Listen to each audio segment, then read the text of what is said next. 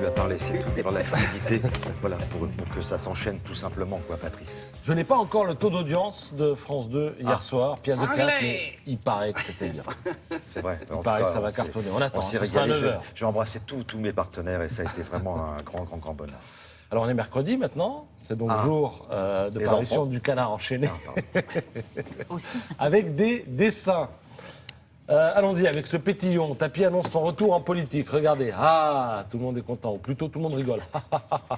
On a l'impression qu'on est sur une scène de théâtre.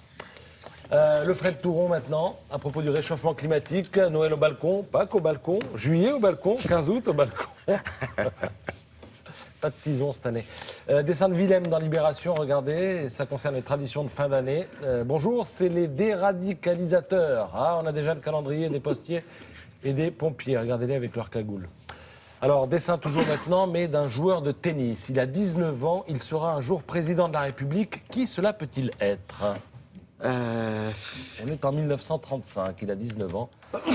C'est François Mitterrand qui est ainsi dessiné. Alors ce dessin est extrait de cette revue, regardez, qui raconte le destin de François Mitterrand. Alors on commence, je viens de vous le dire, en 1935, il a 19 ans, c'est un jeune bourgeois, il est catho, il sera vichiste, il sera résistant, il passera par les prisons allemandes avant, en stratège, d'incarner la gauche et de devenir président de la République en 1981. Toute sa jeunesse en bande dessinée, c'est splendide et c'est signé Richel et Rebena. Alors, le 8 janvier prochain, donc dans un peu plus de 15 jours, on célébrera le 20e anniversaire de la disparition de François Mitterrand, d'où la parution de plusieurs livres, dont celui-ci, Sa vie est un roman, c'est aux éditions du Chêne.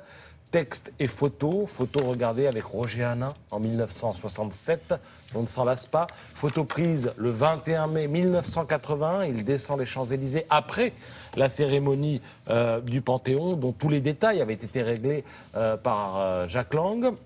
Et puis un autre livre avec là uniquement des photos, mais alors les photos des plus grands photographes. C'est signé Richard Meloul, c'est chez Fayard. Regardez, Mitterrand comme on l'a assez rarement vu, souriant.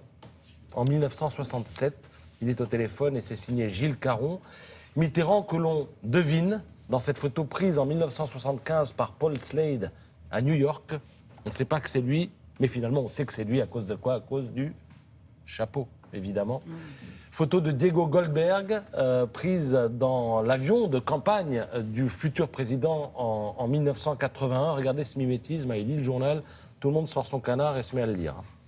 Et puis alors celle-ci qui est célèbre, regardez avec François de Grossouvre. Je ne sais pas si vous vous rappelez, c'était l'un des hommes de l'ombre qui gravitait autour de François Mitterrand, son éminence grise, son confident, son ami de toujours, mais son ami qui sur la fin supporta mal de ne plus avoir l'oreille du président de la République et se suicida à l'Élysée. C'était un soir, je crois, en 1994. Pour terminer, regardez ce que nous propose ce matin Libération avec le travail d'un photographe qui s'appelle Vincent Boulet. Alors son truc à lui, c'est de détourner les scènes de la nativité à l'aide d'objets qui sont récupérés à droite à gauche. Ces santons ne sont pas vraiment catholiques. Regardez, là, c'est la crèche saloon. Donc l'étable a été remplacée par un saloon.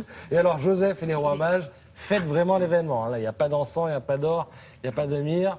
C'est plutôt de la bibine, plutôt de l'alcool.